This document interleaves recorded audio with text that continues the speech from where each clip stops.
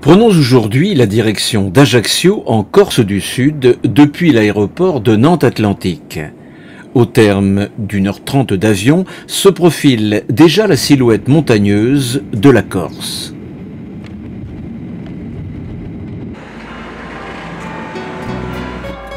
Le port d'Ajaccio, chanté par Tino Rossi et qui a d'ailleurs gardé son nom en souvenir de l'enfant du pays, est un passage incontournable pour les amateurs de belles images.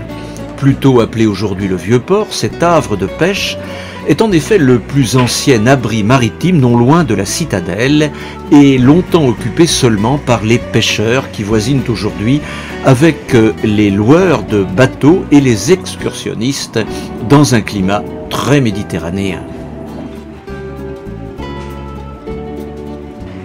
Non loin des bateaux de pêche stationnent les yachts et les vieux gréements qui permettent aux plaisanciers de venir en Corse de façon indépendante.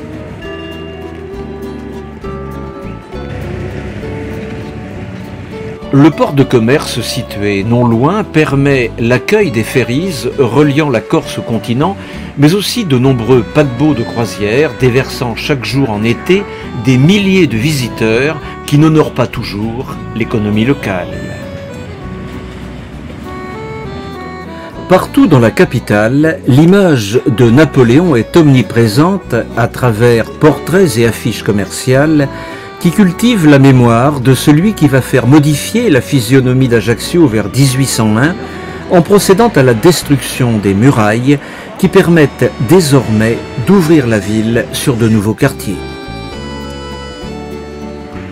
L'ambition de Napoléon le porte plus loin que son île natale, qui sera la base de lancement de son ascension vers le trône impérial, permettant à la Corse de connaître un rayonnement mondial.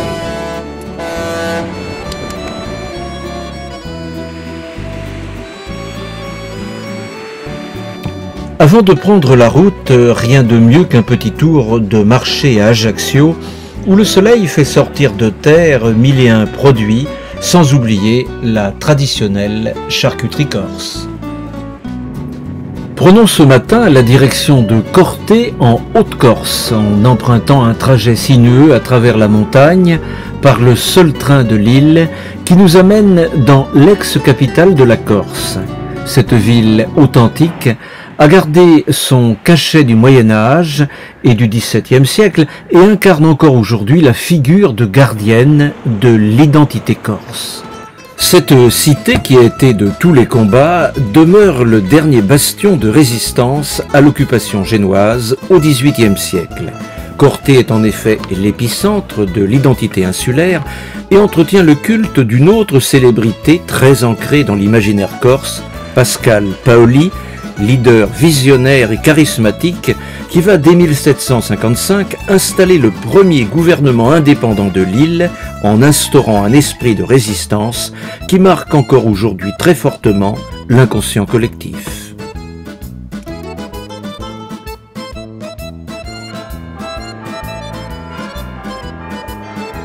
Autre personnage corse, le général Gaffori, dont on voit la statue, qui nous rappelle qu'il fut le chef du gouvernement national au XVIIIe siècle.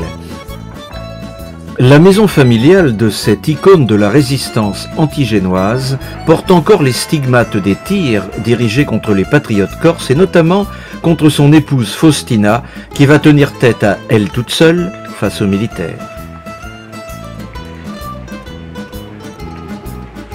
Partout dans l'île, la tête de Maure flotte fièrement aujourd'hui encore pour rappeler que le régionalisme est une volonté forte qui traduit de façon culturelle l'esprit identitaire des Corses, amorcé en son temps par Pascal Paoli.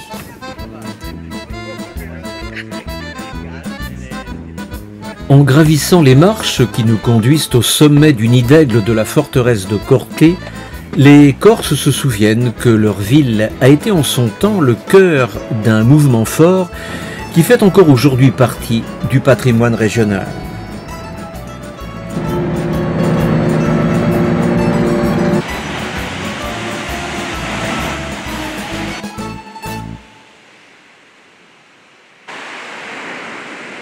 Les belles images de cartes postales qui attirent le tourisme ne font pas oublier le combat permanent des Corses pour la conservation de leur identité culturelle.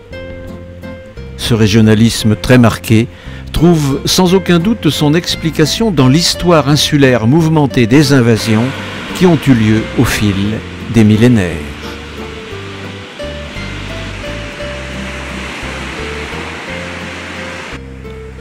Depuis les Grecs qui ont débarqué en Corse 6 siècles avant notre ère, suivis des Romains qui ont conquis le pays pendant 700 ans jusqu'aux barbares, qui ont occupé le territoire à la fin de l'Empire, les Corses n'ont cessé de se heurter à de nouvelles colonisations, dont les Génois, qui ont imposé leur domination dans l'île pendant 5 siècles.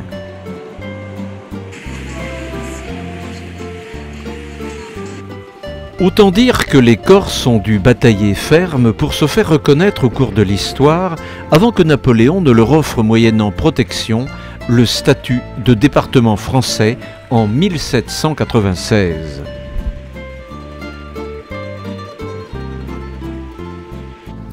En dehors de ces questions d'identité et de statut qui constituent le socle de la vie politique des insulaires, les Corses demeurent très attachés à la beauté sauvage de leur île qu'ils aiment faire partager aux visiteurs continentaux et étrangers.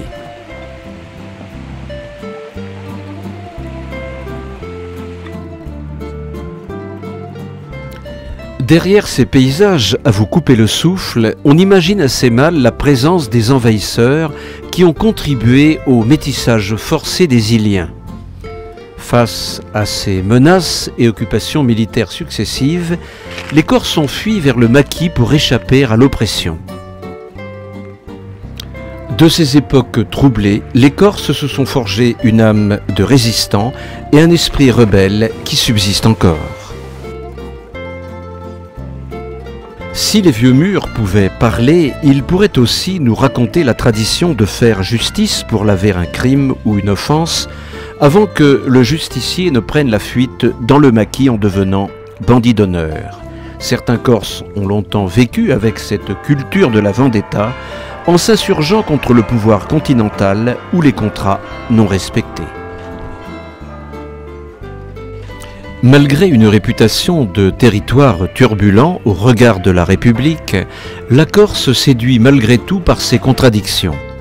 Île de beauté pour les uns, région en éruption pour les autres, la Corse attire par ses paradoxes comme par ses richesses.